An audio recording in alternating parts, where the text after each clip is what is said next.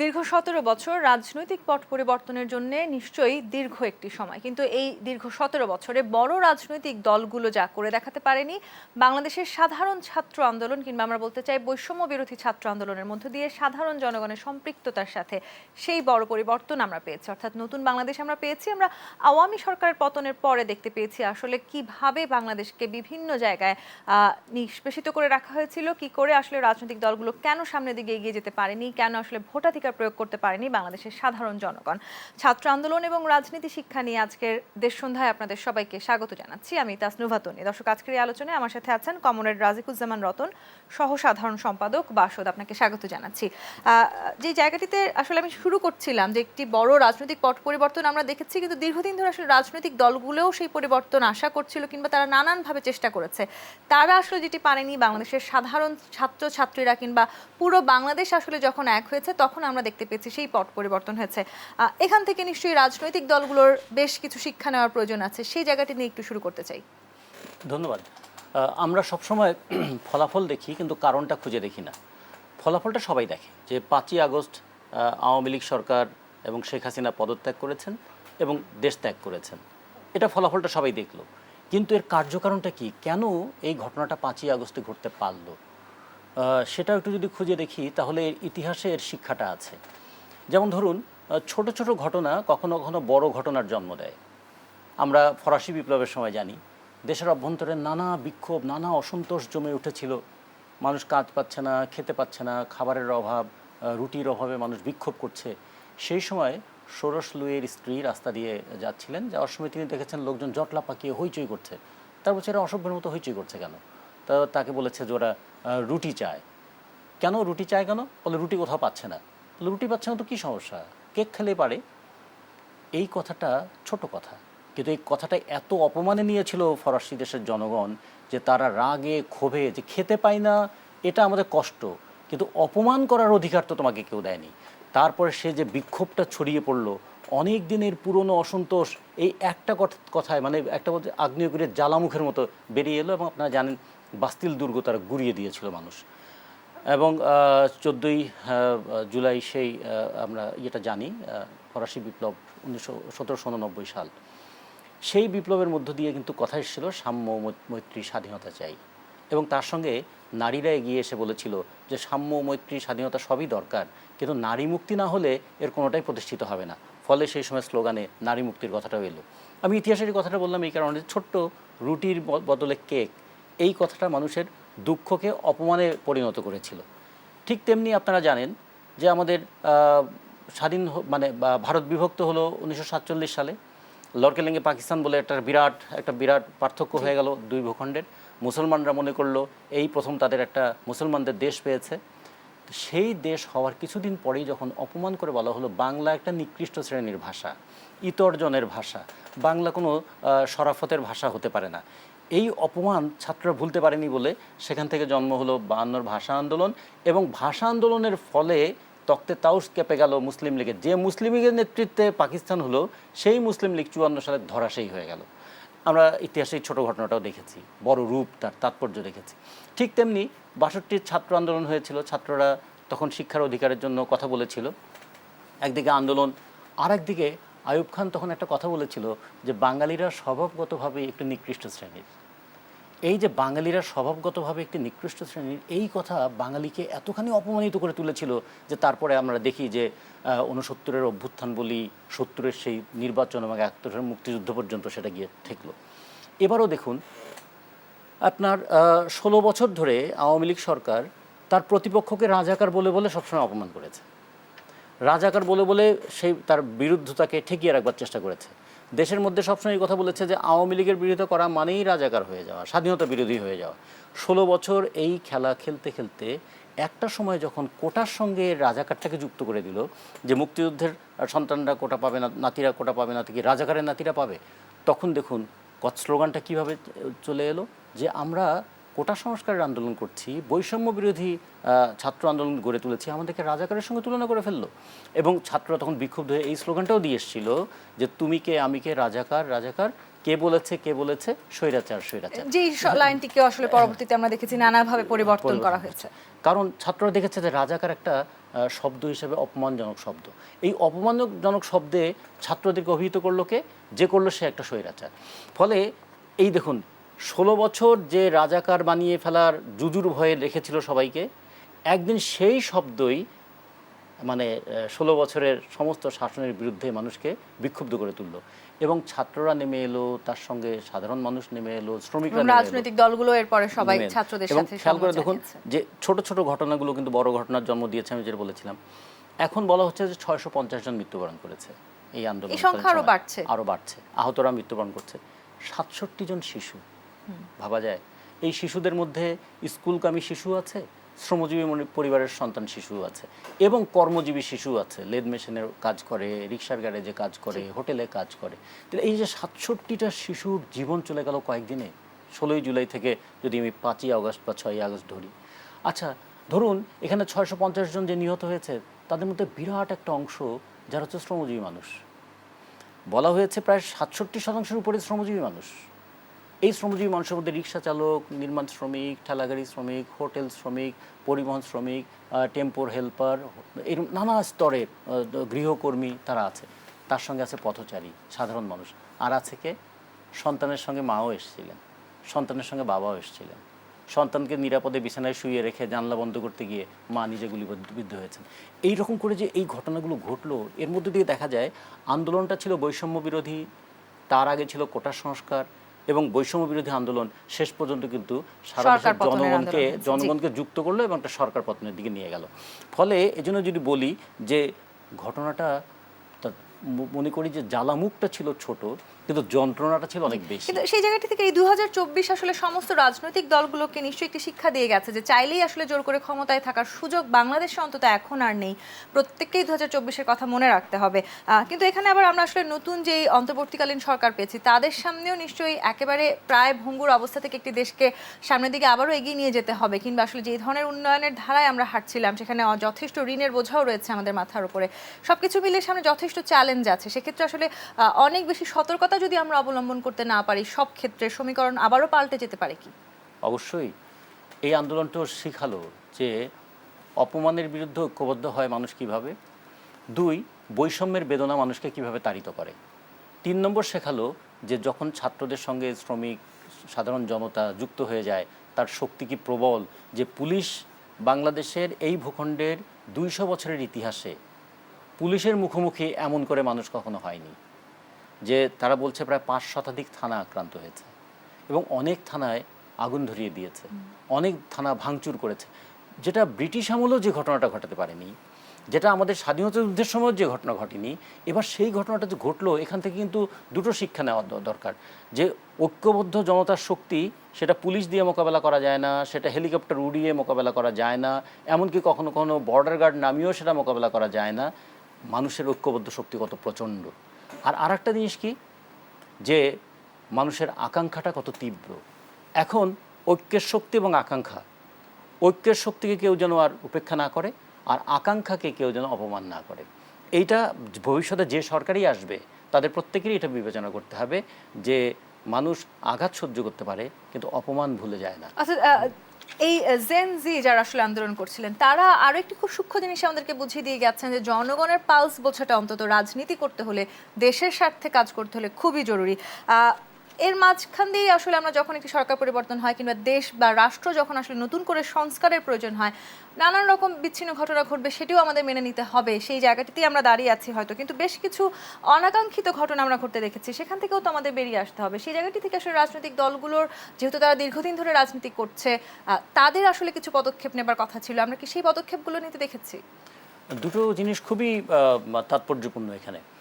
যে মানুষ যখন বিক্ষুব্ধ হয় তখন তার সামনে সে প্রতীক খুঁজে পেতে চায়, কার বিরুদ্ধে সে বিক্ষোভটা প্রকাশ করবে। বিক্ষোভের প্রতীক হয়ে দাঁড়িয়েছিল শেখ হাসিনা। আবার শেখ হাসিনা যেহেতু তার সমস্ত কর্মকাণ্ডকে যুক্তিসঙ্গত করতে চেয়েছিলেন শেখ মুজিবকে সামনে রেখে, ফলে শেখ হাসিনাকে আক্রমণ করতে গিয়ে আক্রমণটা শেখ মুজিবের উপরে চলে গেল। অথচ শেখ মুজিবের উপরে আক্রমণটা হওয়ার কথা ছিল না। যে কারণে একটা জিনিস খেয়াল করতে হয় যে কোনো কিছুরই অতিরিক্ততা ভালো নয়। অনেক আগে মাওলানা রুমি একটা কথা বলেছিলেন যে বিষ কাকে বলে, কিংবা চাণক্য এই ধরনের কথা বলেছেন। বিষ কাকে বলে? যে প্রয়োজনের অতিরিক্ত যাই হবে তাই বিষ। যদি খাওয়াও প্রয়োজনের অতিরিক্ত হয়, ওষুধও যদি প্রয়োজনের অতিরিক্ত খায়, এমনকি মধু যদি কেউ প্রয়োজনের অতিরিক্ত খায়, মানে প্রয়োজনের অতিরিক্ত যা করবেন সেটাই বিষ হিসেবে আসবে। আমাদের এখানে বড় মানুষদেরকে যতখানি শ্রদ্ধা এবং সম্মানে রাখা দরকার ছিল, তাদেরকে শ্রদ্ধা সম্মানের চাইতে তাদেরকে যত বেশি ব্যবহার করা হয়েছে, নিজেদের অপকর্ম ঢাকবার জন্য যাদেরকে ব্যবহার করা হয়েছে, মানুষ তখন সেই অপকর্মের জন্য দায়ী যারা, তাদেরকে খুঁজতে গিয়ে যাকে দিয়ে আড়াল করার চেষ্টা করেছে তার উপর আক্রমণ করে বসে আছে। এবং এটা একদিন হয়তো মানুষ ভাববে যে রাগের মাথায় মানুষ অনেক কিছু করে, সেটা হয়তো ভালো হয় না। একটা বলবো যে প্রতিশোধ এবং প্রতিকার এক জিনিস নয়। প্রতিশোধ পরায়ণ হয়ে উঠলে আসলে আমরা যে ফ্যাসিস্ট সরকার থেকে মুক্তি চেয়েছি সেখানেই আবার আমাদের বারবার হয়তো ফিরে যেতে হবে। সেই সাথে আসলে আমরা বারবার বৈষম্য বিরোধিতার কথা বলছি। নিশ্চয়ই এই নতুন বাংলাদেশে কিংবা যে সংস্কার আমরা চাইছি সেখানে সবাইকে আসলে যথেষ্ট সম্মান এবং গুরুত্ব দিতে হবে। আমরা এমনটাও দেখেছি রাস্তাঘাটে আসলে মানুষের ব্যক্তিগত মোবাইল ফোন চেক করা হচ্ছে। এই ধরনের ভুলভ্রান্তি থেকে আমাদের বেরিয়ে আসতে হবে। বিশেষ করে একটি যদি আমরা গণতান্ত্রিক রাষ্ট্র গঠন করতে চাই, সেখানে রাজনৈতিক দলগুলোকে নতুনভাবে গড়ে উঠতে হবে। তাদের যে পরিবর্তন সেটি এই মুহূর্তে আমাদের জন্য কতখানি গুরুত্বপূর্ণ, এই প্রশ্নটি রেখে আমাকে একটি বিরতিতে যেতে হবে। দেশ সন্ধ্যা বিরতি নিয়ে ফিরছি, সাথেই থাকুন। দেশ সন্ধ্যা দেখছেন। রাজিকুজ্জামান রতন, যে জায়গাটিতে আমরা ছিলাম, রাজনৈতিক দলগুলোকে নিশ্চয়ই গণতান্ত্রিক ধারা অব্যাহত রাখতে হলে ফিরে আসতে হবে এবং সেখানে বাংলাদেশের বর্তমান প্রেক্ষাপটে তাদেরও বেশ কিছু সংস্কারের প্রয়োজন আছে। এখনকার যে প্রেক্ষিতে আমরা আছি সেখানে আসলে কি ধরনের সংস্কার সবচেয়ে বেশি প্রয়োজন বলে আপনি মনে করেন? প্রথম দরকার হচ্ছে মানুষের মনন জগতের একটা সংস্কার, ক্ষমতা কেন্দ্রিক। এখন ক্ষমতায় আছি মানে অন্যের উপর নিপীড়ন চালাবার ক্ষমতা তৈরি হয়েছে আমার। এই জায়গা থেকে বেরিয়ে আসতে হবে। এই জায়গা থেকে বেরিয়ে আসতে গেলে কোনো জাদুমন্ত্রের তো বেরিয়ে আসা যাবে না, তার জন্য লাগবে জবাবদিহিতা। আচ্ছা, আমরা যদি মনে করি যে কোনো একজন কেউ চাকরিতে জয়েন করেছে, তখন তার সম্পদ কেমন ছিল, কেউ একজন সংসদ সদস্য হয়েছে, তখন তার সম্পদ কেমন ছিল, কেউ একজন মিনিস্টার হয়েছে, তখন তার সম্পদ কেমন ছিল, এবং যখন তিনি তার দায়িত্ব ছাড়লেন তখন তার সম্পদ বৃদ্ধির পরিমাণ কী, এইটাকে যদি একটা জবাবদিহির জায়গায় নিয়ে আসা যায়। আমাদের সংবিধানের 20তম অনুচ্ছেদে আছে, অনুপার্জিত আয় ভোগ করা যাবে না। মানে যে আয়টা আমি করি নাই সে আয় ভোগ করতে পারবো না। এখন বস্তা বস্তা টাকা যে বেরোচ্ছে বাড়ি থেকে, এইটা কেমন করে সম্ভব? সচিবদের বাড়িতে নগদ টাকা 3 কোটি, 3.5 কোটি, 4 কোটি টাকা পাওয়া যায়, তাদের ফ্ল্যাট, গাড়ি, বাড়ি, কেমন করে সম্ভব হয়? একটা পুলিশের ওসি, তার এত সম্পদ কিভাবে হয়? কিংবা একজন টিউশনির টাকা দিয়ে আমরা 15টি ফ্ল্যাট কিনতে দেখেছি, দেশের বাইরে 3টি বাড়ি কিনতে দেখেছি। তাহলে এগুলো যদি একটা জবাবদিহিতার জায়গায় আসে, তাহলে কি পুলিশ, প্রশাসন এবং রাজনীতিবিদ প্রত্যেকেই বলতে হবে গণতন্ত্র মানলে জবাবদিহি মানতে হবে। এটার একটা জবাবদিহিতার সংস্কৃতি তৈরি করতে হবে। 2 নম্বর হচ্ছে যে মানুষকে অপমান নয়, মানুষের ট্যাক্সের টাকায় যাদের মানে জীবন এবং সংসার চলে, মানুষকে তাদের সম্মান করা শিখতে হবে। আমাদের এখানে ক্ষমতা আছে, মানে মানুষকে অপমান করার ক্ষমতা আছে। এই জায়গাতে বেরিয়ে আসতে হবে যে যে মানুষটা রিক্সা চালিয়ে ঘাম ঝরিয়ে পয়সা রোজগার করে, সেও দিনের শেষে যদি 300 টাকা রোজগার করে, আমাকে 45 টাকা রাষ্ট্রকে ট্যাক্স দেয়। তাহলে প্রতিদিন সে ঘাম ঝরানো 45 টাকা করে যে ট্যাক্স দেয়, ওই ট্যাক্সের টাকায় তো আমার বেতন হয়, ওই ট্যাক্সের টাকায় তো আমার শান শওকত হয়। তাদেরকে আমি অপমান করে কথা বলতে পারি? তাহলে এই যে একটা পাবলিক সার্ভেন্ট যে কথাটা ছিল, সেটা আমাদের এখানে উল্টে গিয়েছে, পাবলিককেই সার্ভেন্ট বানিয়ে ফেলছিল ওরা। এইটা একটু পাল্টাতে হবে। 3 নম্বর যে জিনিসটা হতে হবে যে বিচার বিভাগকে একটা জবাবদিহির আওতায় আনতে হবে। আমরা মনে করি যে বিচার বিভাগ সমস্ত কিছুর ঊর্ধ্বে। জি, সে বিচার বিভাগকে একটা জবাবদিহির আওতায় আনতে হবে। কিন্তু জি কমরেড রাজিকুজ্জামান রতন, আমরা কিন্তু দীর্ঘদিন ধরে আসলে বিচারহীনতায় ভুগেছি। আপনিও নিশ্চয়ই জানেন যে আমাদের দেশে যারা, বিশেষ করে যারা রাজনৈতিক নেতৃবৃন্দ আছেন, তাদের এগেইনস্টে আমরা দেখেছি মামলার পর মামলা এবং হয়রানিমূলক অনেক ধরনের মামলা দেখেছি আমরা। অতি সাম্প্রতিককালে আসলে আমরা যদি বলি, আয়না ঘরের মতন একটি অন্যরকম একটি উদাহরণ আমরা দেখেছি। সেই উদাহরণগুলো নিশ্চয়ই আমরা আর ফিরে পেতে চাই না। সেখানেও নিশ্চয়ই সঠিক বিচার হওয়া প্রয়োজন আছে কিনা? একবার একটা আপনাদের মতো এরকম একটা টিভি টক শোতে বলেছিলাম যে বাংলাদেশে রুল অফ ল বলতে কিছু নাই, বাংলাদেশে আছে রুলড বাই ল। রুলাররা তাদের ইচ্ছা মতো আইনকে ব্যবহার করেন এবং আইন তার নিজের গতিতে চলে। এই কথাটার একটা ভেগ কথা। আইন শাসকদের ইচ্ছার গতিতে চলে, কখনো কখনো গরুর গাড়ির গতিতে চলে, কখনো রকেটের গতিতে চলে। এই কথা বলার কারণে বিচারপতি শামসুদ্দিন মানিক আমাকে সুমোটো করলেন এবং আদালত অবমাননার মামলায় অভিযুক্ত করলেন। 6 মাস হয়রানি করলেন আমাকে। সেই শামসুদ্দিন মানিক পরে প্রধান বিচারপতিকে বললেন, প্রধান বিচারপতি, তোমাকে শুধু পদত্যাগ নয়, তোমাকে দেশত্যাগ করতে হবে, লাথি মেরে তোমাকে তাড়িয়ে দেবো। তখন আদালত অবমাননা হয় নাই। ফলে এটা তো নিজের জীবনে। আমার একটা হোটেল শ্রমিকদের জন্য আন্দোলন করার কারণে আমার হোটেলের ক্যাশ বাক্স ভেঙে টাকা চুরির মামলা হয়েছে এবং যিনি বিচারক তিনি আমার দিকে তাকিয়ে একবার ভাবতেও পারলেন না, বলতেও পারলেন না যে এই মানুষ তো সকাল 7টার সময় হোটেলের ক্যাশ বাক্স ভেঙে টাকা চুরি করার লোক নয়, আমার কাছে মনে হচ্ছে মামলাটা ঠিক নয়। তা তো তিনি করেন নাই, 4 বছর তো মামলা ঝুলেছিল। তাহলে এই যে বিচার বিভাগে কি তাহলে তারাও কি তাদের একটা বিবেচনাবোধ দ্বারা পরিচালিত হবেন না? পুলিশ যে জিনিসটা লিখে দেবেন সেটাই কি তারা দেখবেন? কিংবা এখন যে আমাদের বিচারালয় থেকে লোয়ার কোর্ট থেকে যে লোহার খাঁচা সরিয়ে নেওয়া হচ্ছে, তো এই লোহার খাঁচা তো আমাদেরকেও দাঁড়াতে হয়েছিল একসময়। তো এখন এই জায়গাগুলোতে একটা সংস্কার দরকার। 2 নম্বর হচ্ছে যে আমাদের যে প্রশাসনের ডেমোক্রেটাইজেশন অফ আমাদের ইনস্টিটিউশন, এটা যদি না হয়, আমাদের যতগুলো কমিশন আছে, সেটা মানবাধিকার কমিশন বলি, নির্বাচন কমিশন বলি, যত ধরনের কমিশন আছে, সেই কমিশনগুলো দেখেন, এমনকি দুর্নীতি দমন কমিশন পর্যন্ত, কখন দুর্নীতি দমন কমিশন সজাগ হয়, সক্রিয় হয়? এখন আজকে দুর্নীতি দমন কমিশন অনেক কাজ করছেন, কিন্তু যতদিন আওয়ামী লীগ সরকার ক্ষমতায় ছিল ততদিন কিন্তু তারা কাজটা করতে পারেনি। কেন পারেনি? মতন আমরা বেনজির উদাহরণও দেখেছি। কেন পারেনি? তাহলে বুঝতে হবে যে এই কমিশনগুলো স্বাধীনভাবে কাজ করার তাদের পরিবেশ ছিল না। আপনি নিশ্চয়ই জানেন রাজিকুজ্জামান রতন, আজকে কিন্তু প্রধান উপদেষ্টা তিনি নিজেও বলেছেন আসলে দুর্নীতিতে পুরো বাংলাদেশ ছেয়ে গেছে। সবকিছু থেকেই আসলে আমাদের বেরিয়ে আসতে হবে। হয়তো আমরা যদি বলি যে পুরো সিস্টেমকেই আসলে ঢেলে সাজানোর সময় এসছে, কিন্তু সেই জায়গাটি থেকে একটি গণতান্ত্রিক রাষ্ট্রের ধারায় ফিরে যেতে নির্বাচনের মতন সর্বোচ্চ জরুরি বিষয়টিকে আমরা আসলে খানিকটা আবার পিছিয়ে দিচ্ছি কিনা? দুটো জিনিস এখানে খুব দরকার, যে নির্বাচন পদ্ধতিটারও একটা সংস্কার করা দরকার। এখন যে পদ্ধতিতে নির্বাচন হয়, যেটা হলো যদি কেউ 51টা ভোট পায় তাহলে বাকি 49টা ভোটের মূল্যহীন হয়ে যায়। তো ফলে আমরা বলেছিলাম সংখ্যানুপাতিক একটা নির্বাচন হোক, যে যতখানি ভোট পাবেন তিনি ততখানি অংশীদারিত্ব থাকবে তার। এই সংখ্যানুপাতিক নির্বাচন ব্যবস্থা চালু করার একটা ব্যবস্থা থাকতে পারে। 2, নির্বাচনকে আমরা বলেছিলাম 3M এর একটা কারবার করেছিল, সেটা কি? মানি, মাসল পাওয়ার অ্যান্ড ম্যানিপুলেশন। তা যার টাকা আছে সে নমিনেশন কিনতে পারে, নির্বাচনে টাকা ছড়াতে পারে। যার মাসল পাওয়ার আছে মাস্তান দিয়ে সব কিছু দখল করে নিতে পারে। আর ম্যানিপুলেশন মানে ভোট যাই হোক না কেন, ঘোষণা একটা দিয়ে দিলাম যে অমুক নির্বাচিত হয়েছে। এই 3M এর বিপরীতে আমাদের একটা নির্বাচনী সংস্কৃতি দাঁড় করাতে হবে, যে টাকার খেলা নির্বাচনে চলবে না। এইটা করতে গেলে নির্বাচন ব্যবস্থায় ওই যে আমরা শুধুমাত্র হলফনামা দিলেই হবে না, আমাদের হলফনামার পর্যালোচনা করা, এবং হলফনামা তো নির্বাচন কমিশন সবার কাছে সরবরাহ করতে পারেন। তাহলে তারা দেখা উচিত দুদকের এখানে ভূমিকাটা কী। দুদকের যেমন কর্মপরিধিটা বাড়াতে হবে, দুদকের যেমন সক্ষমতা বাড়াতে হবে, দুদকের আবার মেরুদণ্ডটাকেও শক্ত করতে হবে। এবং দুদকের মেরুদণ্ডটা তখনই শক্ত হতে পারবে যখন তার উপর অযাচিত কর্তৃত্ব কেউ করবে না। সেই সাথে আসলে রাষ্ট্রীয় যে সংস্থাগুলো আছে তাদেরকেও তো আমাদের শক্তিশালী করতে হবে, তাদেরকে তাদের মতন করে কাজ করতে দিতে হবে। রাষ্ট্রীয় সংস্থাগুলোকে শক্তিশালী করার আগে একটু ভাবতে হবে, আয়নাঘর যারা তৈরি করেন তারা শক্তিশালী হলে কি হয়, পুলিশ যে কাজগুলো করেছিল পুলিশ শক্তিশালী হলে কি হয়। ফলে শক্তির সঙ্গে জবাবদিহিতা না থাকলে শক্তি কিন্তু মানুষকে দুর্বৃত্ত বানায়। আমরা যদি হারুন সাহেবের কথা বলি, যার বিরুদ্ধে মানুষ অনেক বলেছে হারুন সাহেবের ভাতের হোটেল, এখন এই রকম মানুষ যত শক্তিশালী হবে, এই পদ্ধতিটা যদি শক্তিশালী হয়, সে শুধু জনগণের উপর নিপীড়ন চালায় তা তো না, সে তো তার সহকর্মীদের উপরেও নিপীড়ন চালায়। এখন দেখবেন পুলিশের মধ্যে একটা বিরাট কথা আসছে যে আমরাও সাধারণ পুলিশরা কতভাবে নিপীড়িত হয়েছি, কতভাবে নির্যাতিত হয়েছি, আমরা কতভাবে বঞ্চিত হয়েছি।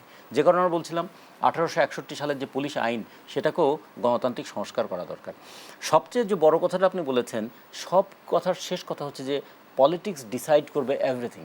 তাহলে তা যদি হয়, সেই রাজনীতির সংস্কৃতিটাকেও আমাদের পরিবর্তন করা দরকার, নির্বাচনী ব্যবস্থাটাকে পরিবর্তন করার একটা চেষ্টা করা দরকার, আর নির্বাচনী সংস্কৃতিকেও পরিবর্তন করা দরকার। জনগণকেও দীর্ঘদিন ধরে ভোট দিতে না পারার একটা যন্ত্রণা যেমন মানুষের আছে, ঠিক তেমনি টাকাওয়ালা প্রার্থী দেখতে দেখতে তারা একজন স্কুল শিক্ষককে এমপি হিসেবে তাদের আর চোখে লাগবে না। একজন কলেজ শিক্ষককে তার মনে করুন উনি আর কি এমপি হবেন, উনি তো বড় গাড়ি নাই, বড় বাড়ি নাই।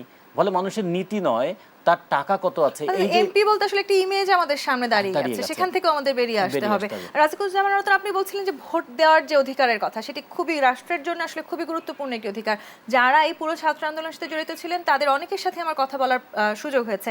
তাদের মাঝে তাদের সবারই বয়স হয়তো 24-25 বছরের মধ্যে, তারা কেউই বেশিরভাগই আসলে ভোট দিতে পারেননি।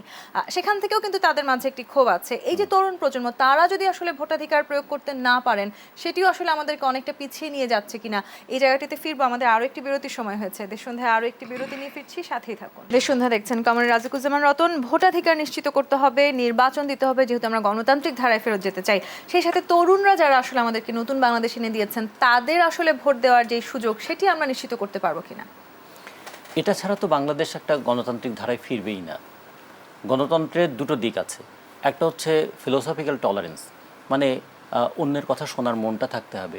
আমি কারো কথা গ্রহণ করতে নাও পারি, কিন্তু কথা বলার অধিকারটা দিতে হবে। সেই মানুষের তো নানা ধরনের কষ্ট আছে, খাওয়ার কষ্ট আছে, চাকরি না পাওয়ার কষ্ট আছে, তারপরে যা রোজগার করে তা দিয়ে সংসার চলে না, দ্রব্যমূল্য বৃদ্ধি, ছেলেমেয়ের লেখাপড়া, এগুলো নানা ধরনের কষ্ট আছে। কিন্তু সবচেয়ে বড় কষ্ট মানুষের কি জানেন? সবচেয়ে বড় কষ্ট হচ্ছে মানুষ তার মনের কথা বলতে না পারার কষ্ট। এই জন্য যুগ যুগ ধরে কাউকে শাস্তি দিতে গেলে তাকে জেলে পাঠিয়ে দিত, যাতে সে কারোর সঙ্গে কথা বলতে না পারে। সবচেয়ে বেশি বড় শাস্তি মানে তাকে সলিটারি সেলে পাঠিয়ে দাও। বাংলাদেশের মানুষ প্রায় 17 কোটি মানুষের দেশে প্রায় প্রত্যেকেই একটা ভয়ের সংস্কৃতির মধ্যে আবদ্ধ হয়ে গিয়েছিল। ফলে গণতন্ত্রের প্রথম শর্ত হলো মানুষের মত প্রকাশের স্বাধীনতা, ভিন্ন মত প্রকাশের স্বাধীনতা।